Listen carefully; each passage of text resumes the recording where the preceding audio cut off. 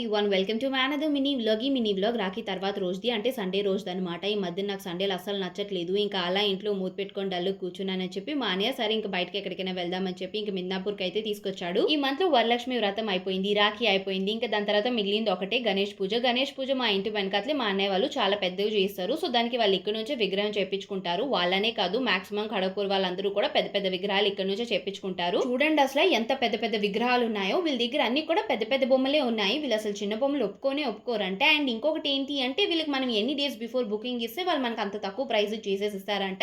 ఇంకా అలా చుట్టూ ఒక రౌండ్ వేసుకొని అక్కడ ఉన్న విగ్రహాలన్నీ చూసేసిన తర్వాత ఇప్పుడైతే మేము ఇంటికి రిటర్న్ వచ్చేస్తున్నాము. ఇంకా వచ్చే దారిలో ఇంట్లో వాళ్ళ కోసం అని చెప్పి పేస్ట్రీస్ కొనుక్కొని తీసుకొచ్చాను. Happy birthday mummy. Thank you. ఇప్పుడే ఈరోజు హ్యాపీ బర్త్డే, అది రేపు. ఏంటి మమ్మీ నువ్వు, నేను రేపు ఉండనని చెప్పి తీసుకొస్తే. Thank you. మండే నాకు అస్సలు అంటే అసలే నచ్చనిది. ఇంకెలాగో తర్వాత రోజు నేను వెళ్ళిపోతాను కాబట్టి బిఫోర్ డే ఇలా మా మమ్మీకి ఒక చిన్న పేస్ట్రీ తీసుకొని వచ్చేసి ఇచ్చాను. అండ్ ఈ సంవత్సరం రాఖీకి నా తమ్ముళ్ళు నాకు డబ్బులు ఇచ్చారు. సో వాళ్ళు ఇచ్చిన మనీతో ఏదైనా కొనుక్కుందామని చెప్పి జ్యువెలరీ షాప్కి వచ్చి ఈ చిన్న మొక్క పొడిగా అయితే తీసుకున్నాను. ఇంకేంతేనమాట ఈ వీడియోకి.